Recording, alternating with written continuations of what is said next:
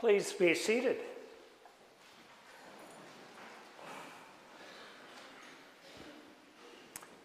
My friends, according to the Guinness Book of World Records, Browning, Montana, holds the record for the largest drop in temperature ever recorded, from 44 degrees to minus 56 degrees. Now, according to the New Testament, Jerusalem holds the record for the largest drop in mood ever recorded, from Palm Sunday to Good Friday. We are about to relive this emotional drop as we begin our annual journey through Holy Week. But let's not rush ahead to the end of that drop. Good Friday will be here soon enough.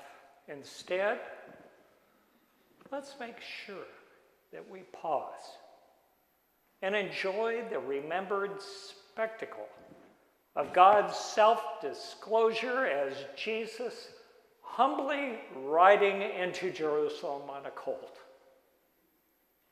No armor, no crown, no war horse, no detachment of armed followers.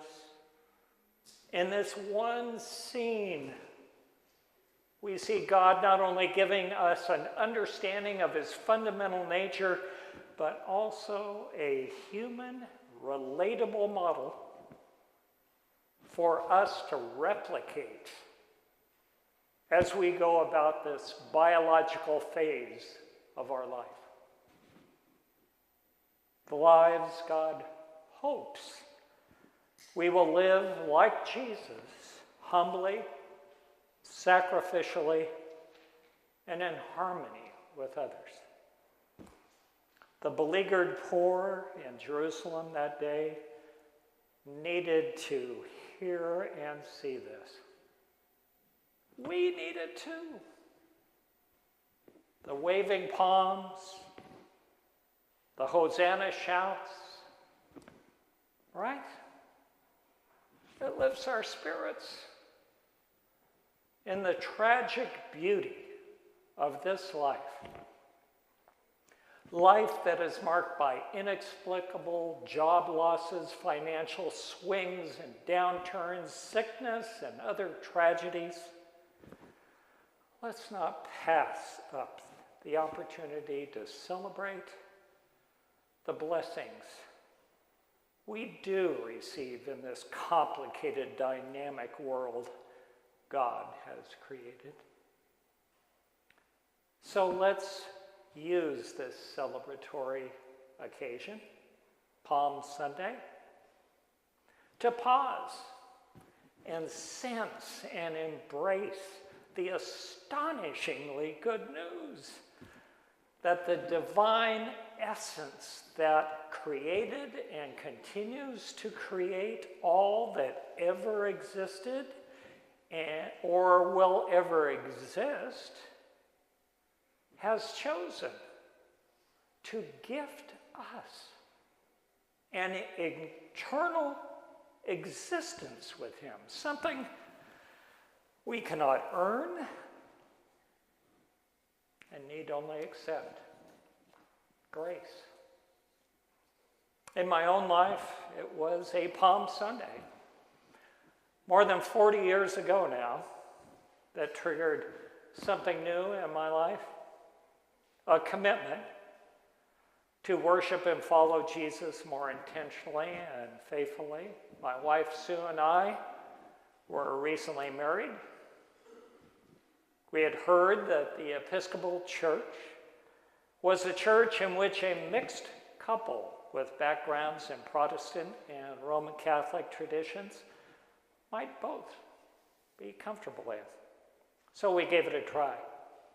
And then, within weeks after we began attending, I found myself watching a Palm Sunday procession consisting of clergy, choir singers, swaying palms, and seemingly everything else that could be carried or waved as a symbol of hope and joy.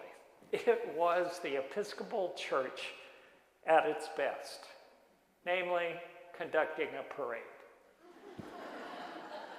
Suddenly and unexpectedly, I was overcome with emotion right there in a pew 3/4 of the way back on the episcopal side of Trinity Cathedral in downtown Sacramento.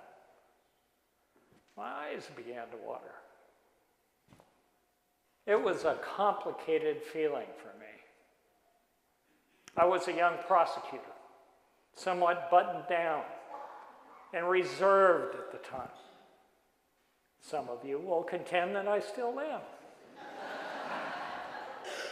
But believe me, I'm Whoopi Goldberg compared to what I was saying. Frankly, I was flat out embarrassed to have tears in my eyes, yet I simply couldn't quell the sensation. I will never forget it. As I recall it now, it seemed to be a sense of well-being, of sensing that something, someone bigger, better, and more generous and forgiving than me unreservedly cared for me despite my faults, my questions, and my inattention. You see, among my fellow prosecutors, believing in Jesus Christ was not something you admitted openly. And weeping in church, why, weeping in church was akin to worshiping with snakes. You see, back then, both my knowledge of and experience with the meaning and significance of how Jesus lived and what he said was a mile wide and about 3/4 of an inch deep. At best, I was a cultural Christian. I knew more about the lineup of the San Francisco Giants than I did about the movement of God in the world, either in biblical times or the here and now. Over time, I learned that God reveals himself to each of us in starkly different ways. Some of you are fortunate enough to have experienced a dramatic parting of the clouds like Jennifer Jones in the movie The Song of Bernadette. For me, it has been revelation on the installment plan, a buzzing mosquito that has never gone away, a long, complicated journey, tethered to reading, watching, worshiping, and praying. This has and continues to serve me well. I have learned that God has called me by name as he has you.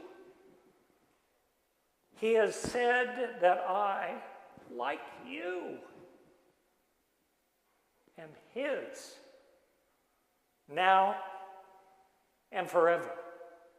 And I try not to live my life as one thankfully devoted to him. This has little to do with looking forward to continued life after biological death. It has to do with an intuitive feeling deep down that as a follower of God revealed in Jesus, I am participating in something larger and far more important than myself, namely God's effort through us to make this world more compassionate, just, and kind. The poet Christian Wyman has written that to be truly alive is to feel one's ultimate existence within one's daily existence. Through Isaiah, God says, "Is not this the fast that I choose? To loose the bonds of injustice, to undo the thongs of the yoke, to let the oppressed go free, and to break every yoke? Is it not to share your bread with the hungry and bring the homeless poor into your house?